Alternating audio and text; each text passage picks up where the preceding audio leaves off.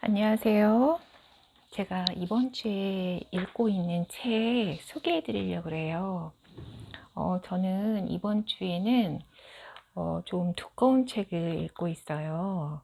그래서 일명 벽돌책이라고 하는 책을 읽고 있는데, 제목은 사고의 본질이란 책이에요. 이 책은 저자가 두 명인데, 더글러스 호프스테터, 그 다음에 에마니엘 쌍데, 이렇게 미국 사람하고 프랑스, 이렇게 두 명이 같이 책을 서로 이제 생각을 나누면서 이 책을 냈는데, 이 책은 뭐냐면 여기에 보면 유추, 그 다음에 지성의 연료와 불길. 그래서 우리가 뭔가 말을 하고, 근데 그 말을 한다는 거는 생각을 한 거를 표현하는 거잖아요. 그래서 어떻게 그 말들을 우리는 생각을 해서 표현하는지, 어떻게 단어를 우리는 습득하는지, 그리고 지성이라고 하는 건 뭔지, 이런 거에 대해서 하나하나 작은 단위부터 이렇게 점점 영역을 넓혀서 책이 이렇게 서술되고 있어요. 그래서 제일 먼저 예를 드는 게 엄마. 아이들이 제일 먼저 엄마라는 단어를 알게 되잖아요.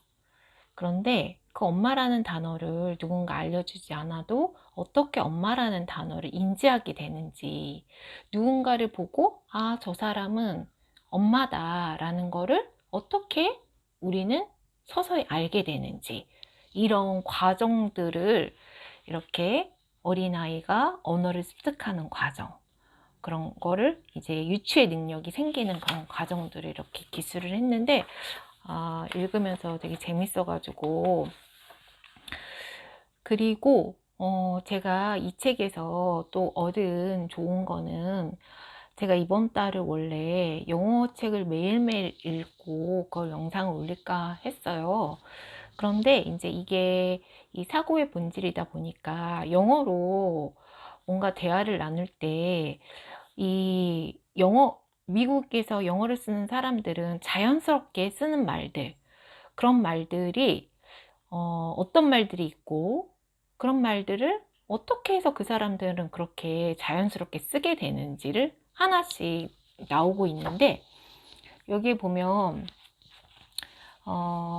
이렇게 추가적 표현이라고 해서, 예를 들어서 뭐 우리가 건네는 키스, the kisses we give, 그 다음에 예를 들어서 어떤 일을 할 기회분, the window of opportunity for doing something. 이렇게 이 사람들은 이게 단어를 조합을 해서 너무 아무렇지도 않게 쓰고 있는 이런 말들을 어떻게 해서 우리는, 영어를 쓰는 사람들은 알게 됐을까? 그리고 이런 말들이 그냥 아무렇지도 않게 쓰고 있는데, 이 말들을 다른 나라에서 쓰고 있는 언어권에서는 이 말들이 있는지, 그리고 언어 간에 그런 공백이 있는지, 이런 거를 이제 다루고 있어서 굉장히 흥미롭게 읽고 있어요. 그래서 예를 들어서 또 언어마다 이제 표현하는 게 다른 거예요. 예를 들어 타임이란 걸 보면, 이렇게 시간이란 거를 영어에서 표현하는 게 in, at, 뭐 near, from, 이렇게 막 여러 가지가 있는데, 타임이란 것도 있어요. 근데 타임에는 뜻이 이제 세 가지가 있잖아요. 그래서 뭐 시간을 나타낼 때, 뭐 횟수 같은 걸 나타낼 때, 이런 거가 달리 표현하는 말이 없기 때문에 타임이라는 단어 하나로 쓴다. 그런데 우리나라 같은 경우는 그게 다 나눠진 단어로 있잖아요. 그래서 이게 언어권마다 표현하는 게 다르고, 그리고 그런 1대1 매칭되지가 않고 공백도 있지만, 그렇다 보니 다른 나라에서는 이해 못하는 게 있고, 그리고 예를 들어서 멋이라는 것도 이렇게 머치를 쓰고 있는 표현들이 굉장히 많은데, 예를 들어서 어떤 약간의 상황, 가상적인 약간의 상황을 표현하거나, 아니면 이제 어떤 상황에서 약간 반대되는 거를 표현하고 싶을 때 이거를 쓴다. 그래서 이 문장을 읽고 이런 표현을 쓴다라는 영어권 사람들의 그런 단어를 쓰고 있는 그 의미, 그리고 이게 그냥 아예 이 머릿속에 이렇게 그냥 자연적으로 익숙하게 된 그런 의미들을 가지고 다시 한번 이걸 보니까, 아, 이럴 때 머치를 쓰는구나. 근데 그렇지 않을 때 머치를 쓴다는 건 좀 어색하겠구나. 이런 생각이 들면서 영어의 그런 표현과 그거와 더불어 이제 이렇게 어떻게 사고를 하고 있는지, 그리고 이제 수거들도 굉장히 많잖아요. 그리고 이제 수거만 있는 게 아니고 속담. 우리말에도 속담도 많잖아요.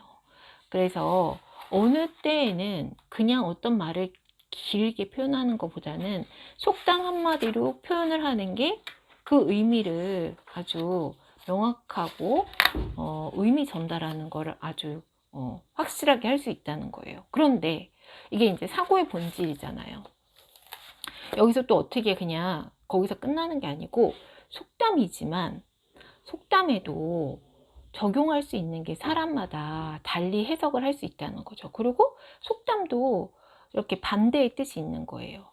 예를 들어, 둘이면 친구이지만 셋이면 남이다 라는 속담이 있는데, 반대로 사람은 많을수록 흥겹다, 이런 게 있고, 곁에 없으면 더 그리워진다. 근데 반대로 눈에서 멀어지면 마음에서도 멀어진다.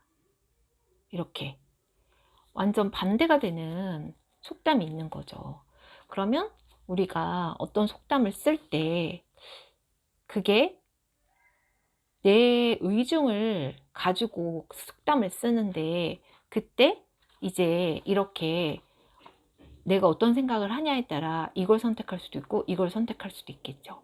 그러다 보니 이렇게 속담이지만 그 속담을 또 하나하나 들여다 보니까 다르고, 그리고 영어와 프랑스에서 같은 의미인데 다르게 해석하는 속담도 있고,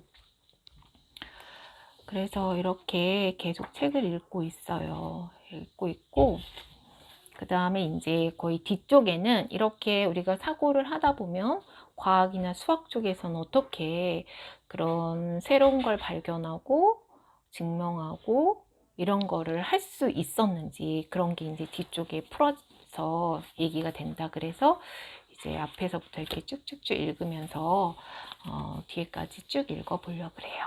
그래서 지금 읽고 있는 사고의 본질이라는 책, 한 이 정도 듣게 되는 책이에요. 그래서 800, 한 책 내용은 뒤에 부록이나 뭐 주석 같은 거 빼고 한 700페이지 조금 넘는 책인데, 이거 읽으면 뭔가 우리가 어떻게 유추하는지, 그리고 우리의 지성은 어떻게 해서 날로 발전되고 있는지, 인류의 지성은 어떻게 발전되고 있는지, 이런 거를 알 수 있는 계기가 될 것 같아요. 네, 그러면 이번 주 읽고 있는 책 소개는 영상 마칠게요. 감사합니다.